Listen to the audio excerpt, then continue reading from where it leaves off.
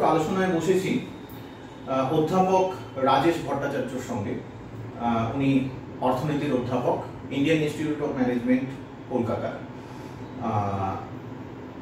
আজকের আলোচনাটা আমরা বেশ খানিকটা অর্থনীতি সম্পর্কীয় করব, কারণ আমরা সদ্য দেখলাম যে ভারতবর্ষের প্রধানমন্ত্রী এবং আমেরিকার রাষ্ট্রপতি তাদের একটা কি বলা যেতে পারে দ্বৈরথ বলবো কি, বা তাদের মুখোমুখি একটা এমন ব্যাপার হলো যে ব্যাপারটা নিয়ে আমরা ভারতীয়রা, সেটা মোদিজির যারা সমর্থক বা মোদিজিকে যারা হয়তো অতটা পছন্দ করেন না, তাদের মধ্যেও একটা ধোঁয়াশা তৈরি হচ্ছে। কিরকম? মোদিজির পরম মিত্র ডোনাল্ড ট্রাম্প, আমেরিকার রাষ্ট্রপতি, যার প্রচারের অনেকটা অংশ মোদিজি নিজে এই ভারতবর্ষ থেকে বসে, বা উনি যখন বিদেশে যান, আমেরিকায় যখন যান, তখন উনি অন্য একটা দেশের রাষ্ট্রপ্রধান হিসেবে যেন তারও প্রচার করছেন, এরকম একটা ব্যাপার আমরা দেখেছি। সেই ট্রাম্প সাহেব তিনি মোদিজিকে একরকম থামিয়ে দিলেন।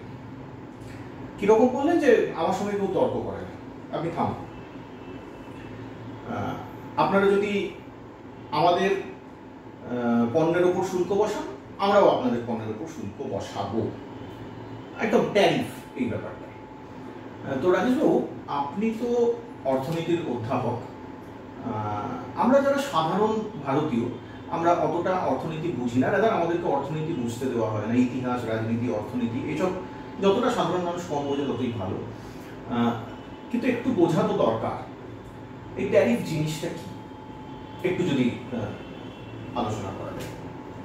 হ্যাঁ, ট্যারিফ এমনিতে যদি অর্থনৈতিক জায়গা থেকে বোঝার চেষ্টা করা, সেটা টেকনিক্যালি ব্যাপারটা সহজ। সেটা হচ্ছে যে কোনো দেশেই সব জিনিস, সব পণ্য এবং পরিষেবা তো দেশের ভিতরে উৎপাদন করা হয় না, অনেক কিছু বাইরে থেকে, অন্যান্য দেশ থেকেও কেনা হয় এবং সেটা ওই দেশের ভেতরে ভোগ করা হয়।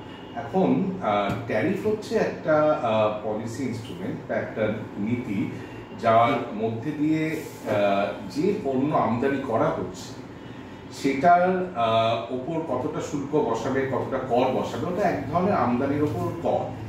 এই কর কেন বসায়? অনেকগুলো কারণ থাকতে পারে, তবে মুখ্য কারণ যেটা যেটা যেটা সাধারণভাবে বেশি গুরুত্বপূর্ণ হয় তারা অধিকাংশ ক্ষেত্রে, সেটা হচ্ছে দেশীয় উৎপাদকদের একটা সুরক্ষা দেওয়া, একটা সুরক্ষার দেওয়াল দেওয়া, যে কারণে আমরা ট্যারিফ ওয়ালের কথা শুনতে পাই। বিষয়টা কি হয় যে একটা বাজারে দেশীয় উৎপাদকের তারা পণ্য পরিষেবা নিয়ে বেচছে এবং একইভাবে বিদেশের উৎপাদকরাও সেই একই পণ্য বা একই মানের, একই ধরনের পণ্য পরিষেবা বেচছে এবং বাজারে সেটা নির্ধারণ করছে যে গুণমানের দিক থেকে তুলনা করে কোনটার দাম কতটা কম সেইটা অনুযায়ী ক্রেতারা কিনছে। অর্থাৎ যদি সমগুণমানের মোটামুটি এরকম হয়, তাহলে যেটার দাম কম সেইটা ক্রেতারা কিনবে। এখন কোনো যদি একটা সময় আসে যখন দেখা যায় যে দেশীয় উৎপাদকরা ভয় পাচ্ছে বিদেশি প্রতিযোগীদের কাছ থেকে, অন্য যে বিদেশি উৎপাদক আছে তাদের যে পণ্য আছে তাদের সঙ্গে প্রতিযোগিতা পেরে উঠছে না, ভয় পাচ্ছে, আশঙ্কায় আছে, বা হেরে যাচ্ছে, বা উঠে আসতে পারছে না, একটা জায়গায় নতুন ইন্ডাস্ট্রি নতুন পণ্য আনতে চাইছে কিন্তু উঠে আসতে পারছে না, কারণ বিদেশি প্রতিযোগী তার থেকে অনেক বেশি এফিশিয়েন্ট বাজারে, তার পণ্যের মান ভালো, তার পণ্যের দাম কম ইত্যাদি।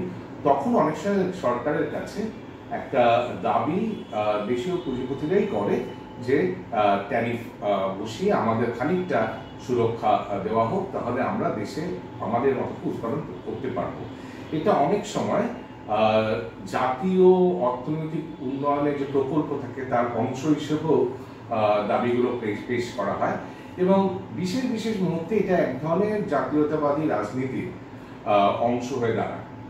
এই মুহূর্তে যেটা হচ্ছে সেটা হচ্ছে যে দুটো দেশে, আমি যদি আমেরিকা দেখি এবং ভারতবর্ষ দেখি, দুটো দেশেই কিন্তু এক ধরনের ন্যাশনালিস্ট, একটা মাস্কুলার ন্যাশনালিজমের একটা রাজনীতি চলছে। এখন এই যে ট্যারিফ, যেটা এমনি সাধারণ সময় একটা 8-5টা অর্থনৈতিক পলিসির মতো একটা পলিসি, এটা এখন খুব গুরুত্বপূর্ণ হয়ে দাঁড়িয়েছে যখন এই ন্যাশনাল ইকোনমিক ডেভেলপমেন্ট তার সঙ্গে ন্যাশনালিস্ট পলিটিক্সের সঙ্গে যখন জুড়ে যাচ্ছে। তো এর মধ্যে দিয়ে যেটা হচ্ছে যে যখন যেটা দুই পক্ষই যেটা করছে, মোদি এখনো তার জবাব দেননি, আপনি যে ঘটনার কথা বললেন, কিন্তু ট্রাম্পের ক্ষেত্রে তার ঘোষিত লক্ষ্যই হচ্ছে যে এত বছর ধরে আমেরিকাটা বাজার খুলে দিয়েছিল বিদেশি পণ্যের কাছে, তারা তাদের মতন করে শিল্পায়ন করেছে, শিল্পে এগিয়ে গেছে, প্রযুক্তিতে এগিয়ে গেছে, কারণ গোটা আমেরিকা সবাই সেই তাদের পণ্য পরিষেবা কিনতে ইচ্ছুক ছিল। আমেরিকা তার বাজার খুলে দিয়েছে তাদের উন্নতির জন্য। এখন আমেরিকাতে ইন্ডাস্ট্রি ম্যানুফ্যাকচারিং ভীষণভাবেই ক্ষতিগ্রস্ত হয়েছে, সেখানে এমপ্লয়মেন্ট কমে গেছে। শুধু এখন আমেরিকার নিজের খেয়াল রাখতে হবে, নিজের স্বার্থ দেখতে হবে। সুতরাং হয় অন্য দেশের বাজারে তারা যে ট্যারিফ তুলে রেখেছে সেটাকে কমা, তাহলে সমানে সমানে লড়াই হবে, অর্থাৎ কোনো দেশই ট্যারিফ নেই। আর যদি তারা সেটা না করে সেক্ষেত্রে তাহলে পাল্টা ট্যারিফ চাপিয়ে অন্য দেশের পণ্যকেও আমেরিকাতে ঢোকার ক্ষেত্রে একটা বাধা সৃষ্টি করা হবে। অর্থাৎ এটা অনেকটা ওই টিট ফর ট্যাক্স স্ট্র্যাটেজির মতো। এবং কথাটা শুনলে অনেক সময় খানিকটা মনে হতে পারে যেন স্কুলের খানিকটা বাচ্চারা ঝগড়া করছে, কিন্তু এটাই ট্রাম্পের স্টাইল। এখানে কোনো রাজনৈতিক হয়তো পলিশ থাকবে না, কোনো হয়তো সফিস্টিকেশন থাকবে না, সোজাসুজিভাবে বলবো, আমেরিকার সাথে যা দরকার সেটা বলবে, এটাই ওনার নির্বাচনী প্রতিশ্রুতি, এটাই ওনার রাজনীতির স্টাইল। এবং সেটাকেই উনি সেভাবেই আর কি এই দ্বিতীয় টার্ম যখন শুরু হচ্ছে সেটাকে পুরো দমে সেইভাবেই উনি ওনার রাজনীতিটা এবং অর্থনৈতিক পলিসিটা সেইভাবেই উনি চালাচ্ছেন। আমি দুটো কথা এখানে তুলতে চাই, এইটাকে আপনি প্রশ্ন হিসাবেও নিতে পারেন। এই জিনিসটা আপনি যেটা বললেন যে এই দেশীয় অর্থনীতিকে বা দেশীয় পুঁজিকে একটা সুরক্ষা দেওয়ার জন্য এই জিনিসটা করা হয়ে থাকে, তো সেই জিনিসটা তো খুব স্বাভাবিকভাবেই একটা পিছিয়ে পড়া দেশ বা উন্নয়নশীল দেশের জন্য এইটা ফাইন, মানে এটাকে আমি লেজিটিমেট মনে করছি। আমেরিকার মতো একটা দেশ, যে দেশে বলা হয় যে অর্থনীতির সুপার পাওয়ার, বিশ্ব অর্থনীতির চালক ধারক বাহক, ভারতবর্ষ এখনো উন্নয়নশীল। বিওপি, ব্যালেন্স অফ ট্রেড, এই জিনিসটা আপনার কাছ থেকে একটু আমি ছোট করে জেনে নিতে চাইব। সেখানে ভারতবর্ষ কিন্তু বরাবরই একটা ডেফিসিটে রান করে। তো সেই জায়গাটা থেকে আপনি তো ঠিক কথাই বলছেন যে মানে একটা জাতীয়তাবাদ, একটা মাস্কুলার ন্যাশনালিজম, এই জিনিসটাকে প্রমোট করার জন্য এই জিনিসটা বলছে ট্রাম্প। কিন্তু আবার দেখুন অন্যদিকে এই আমেরিকাই কিন্তু অন্যান্য দেশগুলোকে সেই আমাদের পূর্ববর্তী প্রজন্ম যেমন সেই গ্যাট চুক্তি বা WTO এইসব নিয়ে একটা দীর্ঘ আন্দোলন করে এসেছে। কিন্তু সেই পরিপ্রেক্ষিতে দু চারটে কথা শুনতে চাই। আমেরিকার কেসটা কিন্তু খুব ইন্টারেস্টিং। প্রথমত এই যে মুক্ত বাণিজ্য যে নীতি, অর্থাৎ এই যে ধারণা যদি বিভিন্ন দেশ একজনের সঙ্গে বাণিজ্য করে কোনো রকম বাধা নিষেধ না রেখে আন্তর্জাতিক বাণিজ্য কিছু মুক্ত করে দেওয়া হয়, ট্যারিফ বা অন্য কোনো রকম যদি বাধা না থাকে, তাহলে সব দেশেরই ভালো হয়। এইটা একটা রাজনীতির কিন্তু অর্থনৈতিক তত্ত্বে একটা প্রায় ভগবানের মতন একটা স্থান রয়েছে, অর্থাৎ এইটা প্রায় স্বতঃসিদ্ধর মতো। এটা মেইন স্ট্রিম ইকোনমিক্সে এটা অনেক অর্থনীতিবিদই মনে করেন, এবং সাধারণত এটাই পড়া নয়, এর বিরুদ্ধে বলাটা অনেক সময়, হ্যাঁ, এর বিরুদ্ধে বলাটা অনেক সময় মানে বলাটা এর বিরুদ্ধে বলতে গেলে অনেক সময় সেটা হেরিটিক্যাল হয়ে যায় যাকে বলে।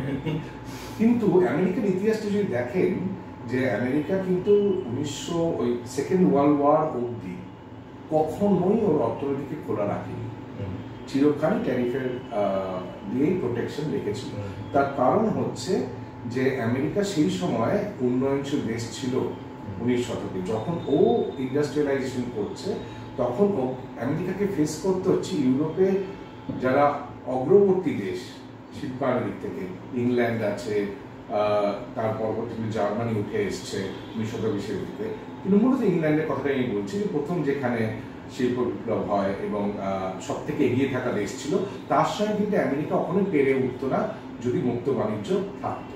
তাহলে আমেরিকার উঠে আসে কিভাবে, সেটা কিন্তু তার অর্থনীতিকে প্রোটেক্ট করি, ট্যারিফ ইত্যাদি উন্নতি। এটা শুধু আমেরিকা নয়, অন্যান্য দেশও করেছিল, যেমন জার্মানিতেও কিন্তু এই ধরনের যে মুক্ত বাণিজ্য দেশের পক্ষে অর্থনৈতিক উন্নয়নের পক্ষে ভালো নয়, এটা কিন্তু ছিল, এই ধারণাটা ডমিনেন্ট ধারণা ছিল 19 শতকে। যেটা দেখা যায় যখন কোনো দেশ মানে অর্থনৈতিক উন্নয়নের শিখরে পৌঁছায়, তখন সে এই মুক্ত বাণিজ্যের পক্ষে তত্ত্বটাকে চ্যাম্পিয়ন করে। যেমন ইংল্যান্ড করেছিল 1820 থেকে। 1820 কেন বললাম, যে 1820 আগে কিন্তু টেক্সটাইলসে ভারতের যে বিশেষ করে বাংলা যে হ্যান্ডলুম টেক্সটাইল ছিল, তার সঙ্গে ইংল্যান্ডের যে টেক্সটাইল প্রডিউসার্সরা ছিল, উৎপাদকরা ছিল, উলেন তৈরি করতো না, তারা পারতো না। সুতরাং যদি কেউ দেখে যে 1800 শতকে একের পর এক আইন ছিল যেখানে ভারতের থেকে টেক্সটাইলস ইংল্যান্ডে ঢোকার ক্ষেত্রে প্রতিবন্ধকতা করা হচ্ছে। এমনকি যখন শিল্প বিপ্লব চলছে, ইন্ডাস্ট্রিয়াল রেভলিউশন চলছে, অর্থাৎ 18 শতকের শেষের দিকে, 19 শতকের একদম গোড়ার দিকে, তখনও কিন্তু ইংল্যান্ডে খুব চড়া হারে টেক্সটাইলসের উপর শুল্ক ছিল। যখন ইংল্যান্ডে অর্থাৎ ম্যানচেস্টার যে মিলগুলো উঠে আসলো ল্যাঙ্কাশায়ার কাউন্টিতে, ওই যে প্রথম পৃথিবীতে কারখানা উঠে আসলো এবং ফ্যাক্টরিতে তৈরি করা টেক্সটাইলসের দাম একেবারে ধক করে পড়ে গেল, যার সঙ্গে কখনোই হ্যান্ডলুমের শাড়ি, কখনোই হ্যান্ডলুমের টেক্সটাইল কখনোই কম্পিট করতে পারবে না।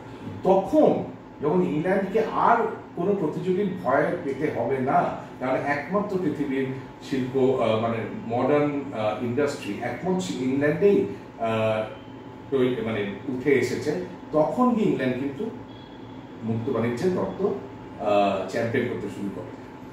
আমেরিকা সেটা শোনেনি কিন্তু ঐতিহাসিকভাবে। আমেরিকা কিন্তু 1940 অব্দি, 40-এর শেষ অব্দি অনেকটাই নিজের ইকোনমিকে প্রোটেক্টেড রেখেছে। তারপরে অবশ্যই সে মুক্ত বাণিজ্যের চ্যাম্পিয়ন হয়েছে এবং 1980-র পর থেকে যে বিশ্বায়ন হয়েছে সেটার চ্যাম্পিয়ন আমেরিকা ছিল। এবং দেশের বিভিন্ন দেশকে কখনো চাপ দিয়ে, কখনো হয়তো নানা রকম ইনসেন্টিভ দিয়ে মুক্ত বাণিজ্যের যে বিশ্বজোড়া যে ব্যবস্থাপনা তার অংশ করা হয়েছে, তাতে আমেরিকা সবচেয়ে অগ্রণী ভূমিকা রেখেছে। এখন এটা মুশকিল হয়েছে, এবার আমি এখনকার সময় আসছি, যে এই যে বিশ্বায়ন গত 40 বছর ধরে হয়েছে, তাতে আমেরিকার কোম্পানিগুলোর একটা নির্দিষ্ট স্ট্র্যাটেজি নেয়।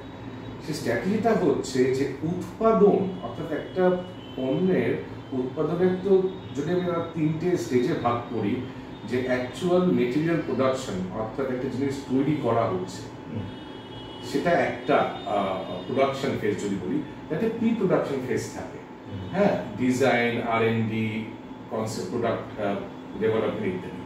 আর একটা পোস্ট প্রোডাকশন ফেজ থাকে, ব্র্যান্ডিং, মার্কেটিং ইত্যাদি। আমেরিকার কোম্পানিগুলো যেটা দেখলো সেটা হচ্ছে যে আন্তর্জাতিক বাজারে বেশ একটা প্রতিযোগিতা তীব্র হয়ে উঠছে। জাপান আছে, আমি 1980-র কথা বলছি, 70-80, জাপান আছে, জার্মানি আছে, কোরিয়া উঠে আসছে। এই প্রতিযোগিত বাজারে আমি কিভাবে আমার প্রফিটটাকে রাখবো, এই যে উৎপাদনের অংশটুকু একটু যদি আমরা বাইরে আউটসোর্স করে দিই, যেখানে মজুরি কম বা অন্যান্য নানা নিয়ম কানুন অনেক শিথিল, অর্থাৎ অত আমার খরচা হবে, তাহলে ওইটাকে আমি ওপাশে বাইরে পাঠিয়ে দিলাম। মূলত আমি চায়নার কথা বলছি, যেখানে অধিকাংশ আমেরিকান কোম্পানি ওখানে গিয়ে ফ্যাক্টরি উৎপাদন নিয়ে গেল। বাকি দুটো অংশ, অর্থাৎ প্রি প্রোডাকশন, পোস্ট প্রোডাকশনটা আমি কন্ট্রোলে রাখবো। হ্যাঁ, কারণ ওটাই হচ্ছে সবচেয়ে বেশি মুনাফার অংশটা, সবচেয়ে বেশি মানে একটা প্রোডাক্টের টোটাল ভ্যালু ম্যাক্সিমাম অংশ কিন্তু এই দুটো স্টেজেই থাকে, প্রি প্রোডাকশন, পোস্ট প্রোডাকশন। আমি একটা উদাহরণ বুঝতে পারবেন, 2014-এ অ্যাপেল আইফোনের যে মডেলটা এসেছিল বাজারে, আমার এক্ষুনি মনে পড়ছে না ওটা আইফোন 4 না 6 কোন মডেল ছিল, কিন্তু ওটার বাজারে দাম ছিল $600। ওইটা তৈরি হতো পুরোটাই আমেরিকাতে। আপনারা জানেন যে অ্যাপেল হচ্ছে ক্যালিফোর্নিয়া হেডকোয়ার্টার একটা কোম্পানি, আমেরিকাতে কিচ্ছু বানানো হতো না। চায়নায় ওটা মূলত অ্যাসেম্বলি হতো, ক্রিটিক্যাল যে কম্পোনেন্ট পার্টসগুলো কোরিয়া থেকে আসতো। এই $600 মধ্যে মাত্র $6 যেত চায়না ফ্যাক্টরিগুলোতে, $80 যেত কোরিয়ার ফ্যাক্টরিগুলোতে, আর এই বাকি যেটা পড়েছে সেটা সিংহভাগ যেটা অ্যাপেল। অর্থাৎ এই যে মুনাফার, এই যে বিশ্বব্যাপী একটা উৎপাদন ব্যবস্থাকে ছড়িয়ে দেওয়া, এটার মধ্যে দিয়ে ওরা মুনাফাটা রাখতে পারলো, অন্যদিকে উৎপাদনের ঝামেলার মধ্যে যেতে হলো না। অর্থাৎ শ্রমিক অসন্তোষ, শ্রমিকের সঙ্গে নেগোসিয়েশন, ট্রেড ইউনিয়ন ইত্যাদি ইত্যাদি এইসবের মধ্যে ঝামেলার দরকার নেই, ওটা অন্য জায়গায় পাঠিয়ে, প্লাস মজুরিওটাও আমি অনেক কম মজুরিতে শ্রমিক পাচ্ছি। এইটা করতে গিয়ে বিশ্বায়নে ওদের একটা প্রফিটের যেমন একটা ওরা এই ব্যবস্থাপনা করতে পারলো, কিন্তু বিপুল সম্পদ দেখা গেল কর্মহীনতা। এইটা বাড়তে বাড়তে এমন একটা জায়গায় পৌঁছেছে যেখানে এখন একটা রাজনৈতিকভাবে একটা বিশাল বড় ইস্যু হয়ে দাঁড়িয়েছে আমেরিকাতে। সেই রাজনৈতিক যে ক্ষোভটা রয়েছে, সেই ক্ষোভটাকে মূলত ডোনাল্ড ট্রাম্প অ্যাড্রেস করার চেষ্টা করছে। ট্রাম্পের তো নির্বাচনী এজেন্ডার মধ্যেই এটা ছিল, এবং সেটারই আমরা ফলশ্রুতি দেখতে পাচ্ছি যে যারা ইলিগাল মাইগ্রেন্ট রয়েছে তাদেরকে এরকম ভাবে মানে প্লেনে করে পাঠিয়ে দেওয়া হচ্ছে।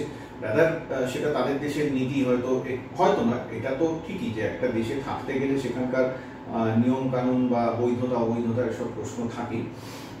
আপনি বেশ কয়েকটা গুরুত্বপূর্ণ কথা বললেন, একদম শেষের দিকে এসে একটা সরাসরি প্রশ্ন উঠছে, সেটা হচ্ছে গিয়ে এই যে আপনি বললেন যে অ্যাপেলের একটা ফোন $600 যেটার দাম, সেটা তৈরি হচ্ছে প্রধানত ফার ইস্টে, চায়না, কোরিয়া এইসব জায়গাতে তৈরি হচ্ছে, এবং মেন মুনাফাটা চলে যাচ্ছে আমেরিকাতে।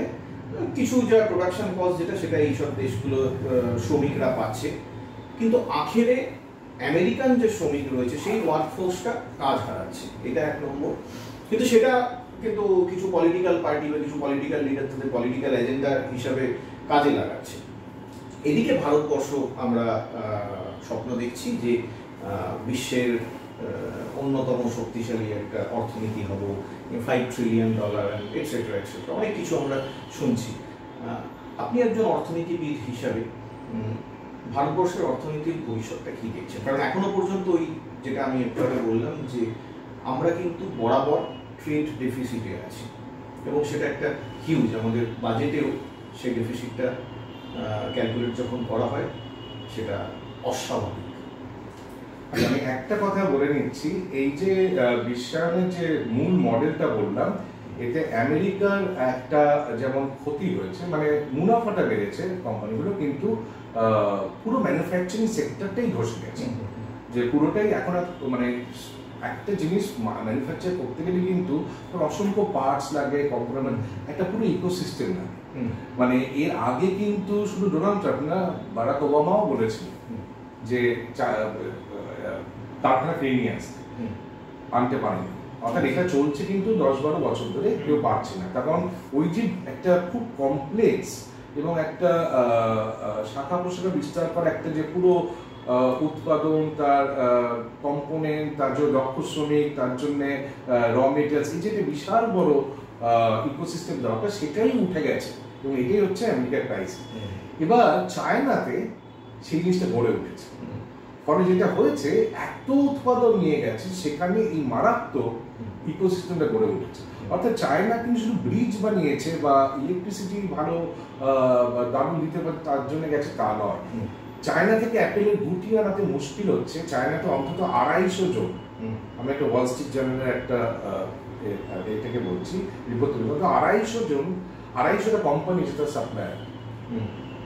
এবার অন্য একটা দেশে নিয়ে গেলে সেই 10টা 20টা 25টা হয়তো পাচ্ছে, যেমন ভিয়েতনামে হয়তো 25-30টা পাচ্ছে, ইন্ডিয়াতে হয়তো 15টা পাচ্ছে, কিন্তু 250টা কোম্পানির সমাহার যারা ছোটখাটো বিভিন্ন, এইটা রেপ্লিকেট করা খুব কঠিন। ফলে ইন্ডিয়ার আমি বলছি, এখানে কিন্তু চায়না শুরু করেছিল অ্যাসেম্বলি দিয়ে $6, কিন্তু সেটাতে কিন্তু চায়না বেরিয়ে এসছে, মানে চায়নার নিজস্ব কোম্পানি এখন ঠিক অ্যাপেল যা করেছে তাই করছে, অর্থাৎ উৎপাদনটাকে ভিয়েতনামে পাঠিয়ে দিচ্ছে, পোস্ট প্রোডাকশন এবং প্রি প্রোডাকশনটাকে শুধু রাখছে, ওখানেই মুনাফাটাকে ধরে রাখছে। এটা একটা ব্যাপার।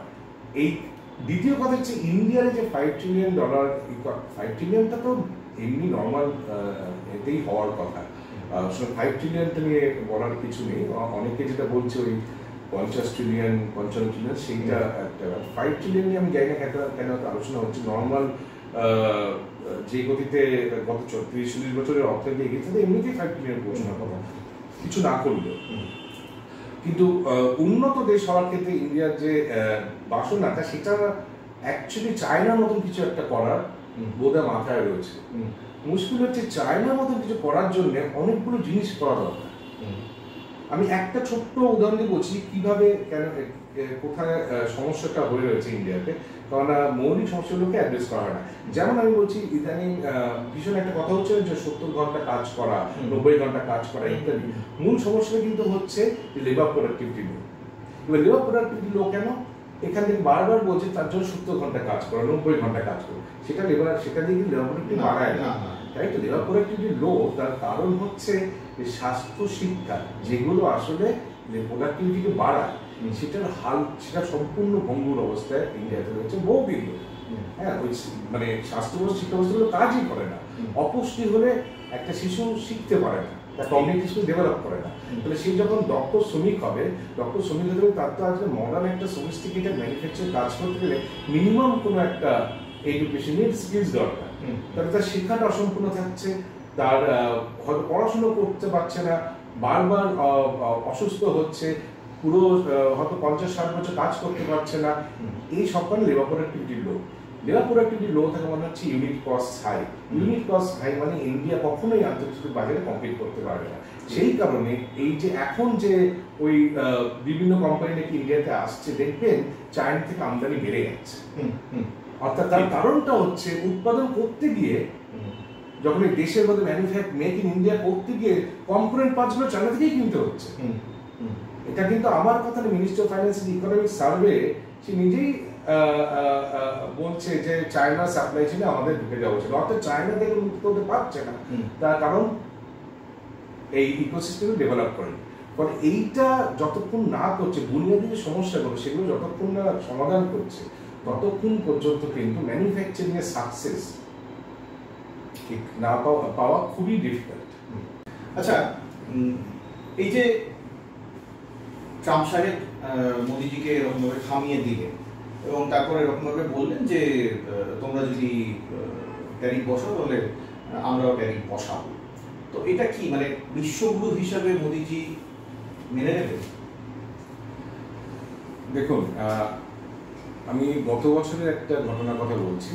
খুব সম্ভবত বাজেটের পরেই commerce ministry minister Piyush Goyal উনি একটা ইন্ডিয়ান ইন্ডাস্ট্রিয়াল কোনো একটা আলোচনায় খুবই রেগে একটা প্রশ্ন প্রকাশ করে বলছিলেন যে তখন ইংল্যান্ডের সঙ্গে একটা ডিল নিয়ে কথা হচ্ছিল, একটা ফ্রি ট্রেড এগ্রিমেন্ট। সেই প্রসঙ্গে বলছিলেন যে আপনারা কি চাইছেন? আপনারা চাইছেন যে ইংল্যান্ড বা ইউনাইটেড কিংডম তার বাজারটা খুলে দেবে আপনাদের জন্য, আর ভারতবর্ষের বাজারটা আমরা আটকে রেখে দেবো ইউকে প্রোডাক্টের ক্ষেত্রে, যাতে আপনারা উৎপাদন করতে পারেন। বলে এইভাবে কি কোনো ডিল হয়? কোনো দেশ কোনো দেশের সঙ্গে ডিল করতে পারে?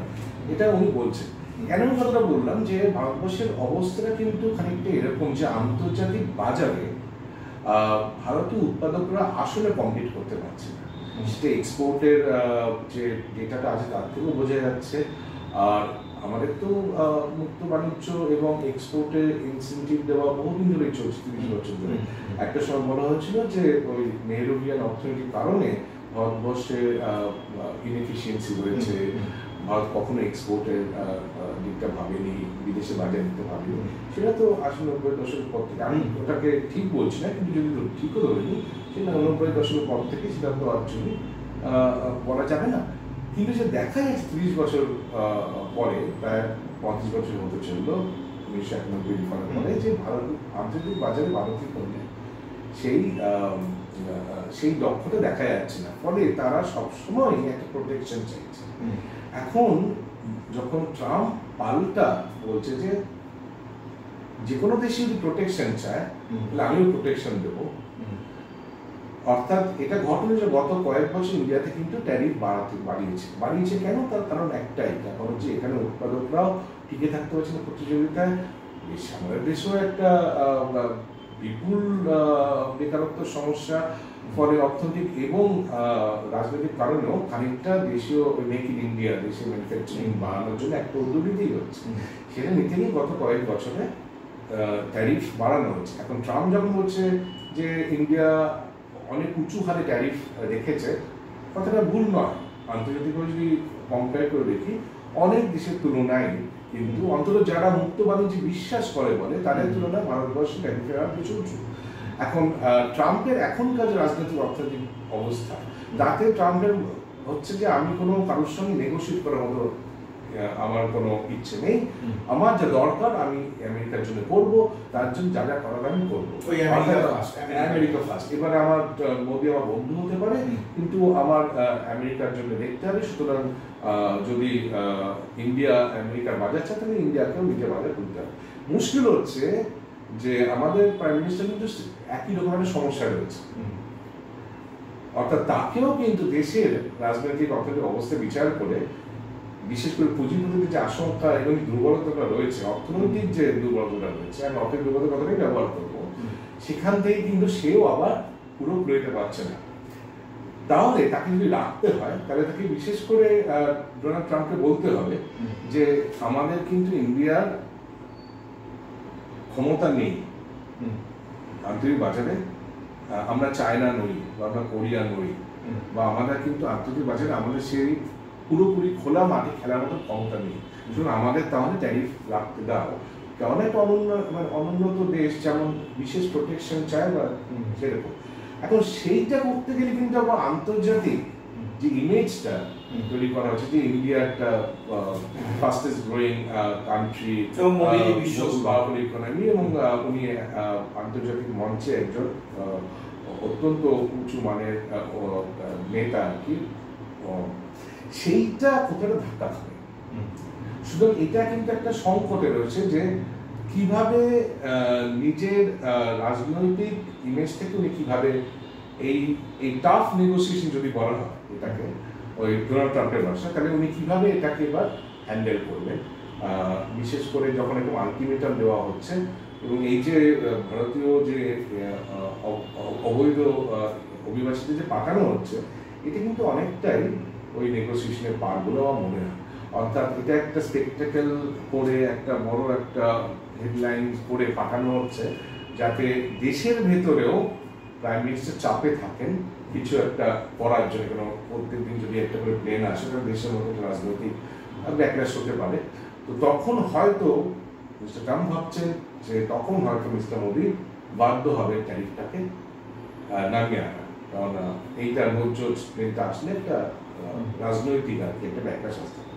কিন্তু সেক্ষেত্রে আবার অর্থনৈতিক একটা সমস্যা থেকেই যাবে, কারণ ভারতীয় উৎপাদকরা তাহলে এই গত কয়েক বছর যে কিছু সুবিধা পাচ্ছিল ট্যারিফের দেওয়ালের পাশে, সেইটা তাহলে তাদের সেই সুরক্ষাটা থাকবে। আমি এখানে দুটো পয়েন্ট জাস্ট আপনার কাছে একটু জানতে চাইছি। এক নম্বর হচ্ছে গিয়ে মোদিজি বিগত প্রায় 10 বছর 11 বছর হয়ে গেল উনি সিরিজ অফ ফরেন ট্যুর করেছেন এবং সেই জায়গাগুলো উনি সঙ্গে করে ওনার পছন্দসই পুঁজিপতিদেরকে নিয়ে গেছেন এবং অসংখ্য মৌ স্বাক্ষরিত হয়েছে এবং সেগুলো সবই ওই পুঁজিপতিদের স্বার্থে।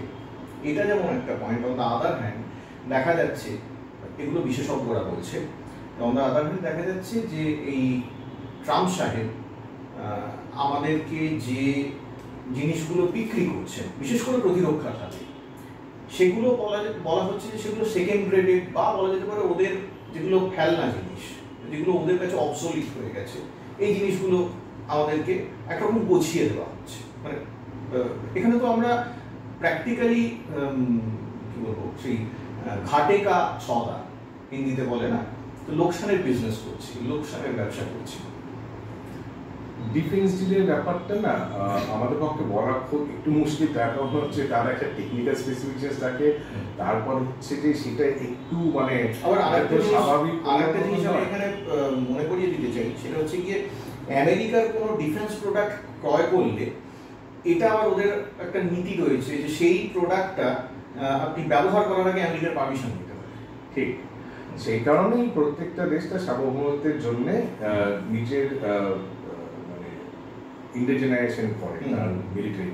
তো ঘোষিত নীতি যদি এই সরকারে দেখেন তাহলে কিন্তু আস্তে আস্তে এই ডিফেন্স ইন্ডাস্ট্রিটাকে ইন্ডিজেনাইজেশন করে ইন্ডিয়াতেই তৈরি হবে।